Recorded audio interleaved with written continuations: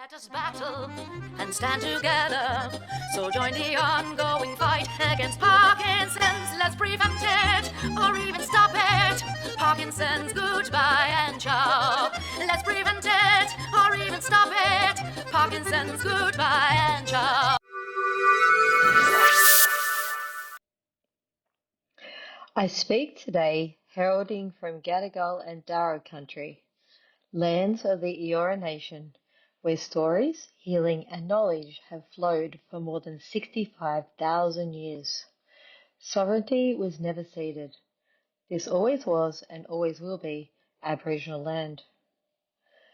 As our global Parkinson's community prepares to gather in Phoenix, we also honour the first peoples of that place, the Hohokam, who carved life from desert through vast canals and the Jula River, Salt River, Pima, Maricopa, and Fort McDowell Yavapai nations, whose cultures continue to shape the region today. Two distant places, both held by ancient custodians. Two landscapes, shaped by ingenuity, resilience, and deep relationship with land and water. Wherever you're listening or watching from, let this be a gentle call to action. Learn the stories beneath your feet, support Indigenous-led work, and carry respect for First Peoples in every space where science, community, and care come together. May the wisdom of these lands guide us as one global community.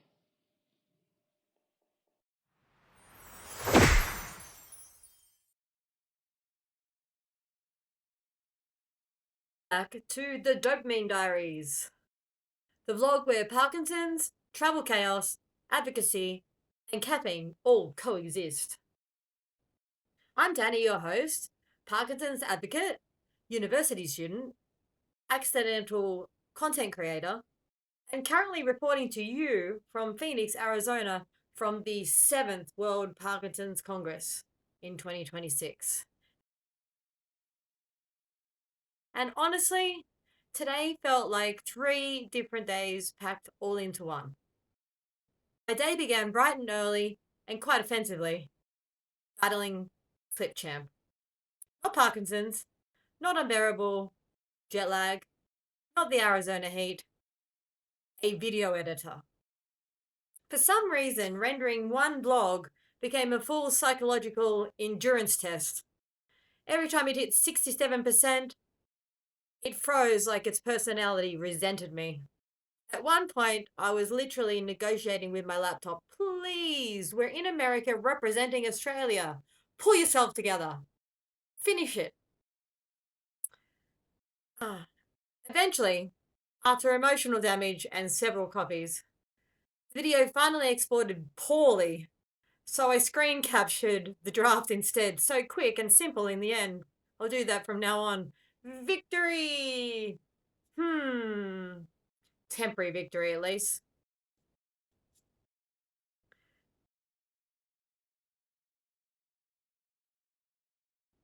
Feeling productive, I decided to go on an early morning walk to find a laundromat. Simple task, right? Wrong. What followed was an hour-long expedition down West Van Buren Street in Phoenix, searching for a laundromat that apparently exists only in fantasy literature and outdated Google reviews. I deliberately picked a long walking route, thinking, look at me being healthy, organized, and adventurous. Instead, I got hate, confusion, curious looks from locals, and absolutely no laundromat. By the end of it, I'd basically completed an accidental desert pilgrimage. So naturally, I returned to the hotel and hand washed my clothes in the sink like a backpacker in a survival documentary. Honestly, this Congress is so giving. International researcher meets chaos exchange student. That's me. The rest of the morning was slower. I finalized 2 video logs, caught up on a tiny morsel of uni work online, replied to messages, and tried to conserve some energy before the evening's events. That's one thing Parkinson's keeps teaching me to do more of. Rest is productive too. Sometimes managing my energy becomes its own full-time job. And with jet lag still floating around in my bloodstream somewhere, pacing myself felt important today. After a snack-sized chicken salad lunch, it was time to get ready for the official World Parkinson's Congress events. So I packed my poster tour materials from my research, my medications, my power pack for my phone, my headphones, chocolate to eat along the way, and enough advocacy items to start a small not-for-profit organization. And then came the moment, putting on the lanyard. But honestly, that little lanyard made everything feel real. Because suddenly, I wasn't just reading about this Congress online anymore. I was actually there. After some top nachos, I headed over to the Hyatt Regency for the Australian delegates' meet and greet. And immediately the atmosphere felt warm, welcoming, and slightly sleep deprived. Very Australian, abroad energy. There were familiar faces, new faces, Parkinson's advocates, researchers, clinicians, volunteers, and people all connected by this unique and motivated community some of us never predicted to join. Also, there was a prickly pear cocktail. Now, I still don't fully understand what a prickly pear is, but apparently, if you put it in a cocktail, Australians will gather around it socially and ask questions later.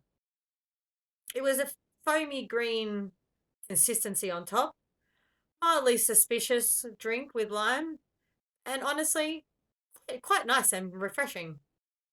From there, as a group, we all headed over to the exhibition hall for the opening ceremony and welcome reception. And wow, the energy in that room was incredible. There was music, dancing, singing, awards, speeches, celebration, and this overwhelming feeling that every single person there understood Parkinson's in one way or another.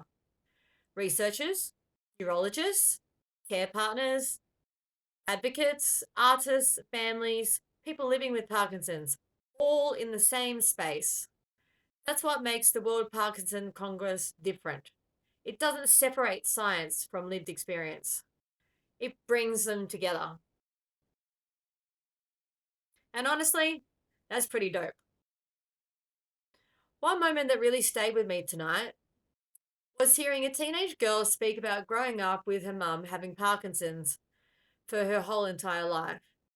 Since she was born, her mother was diagnosed with Parkinson's.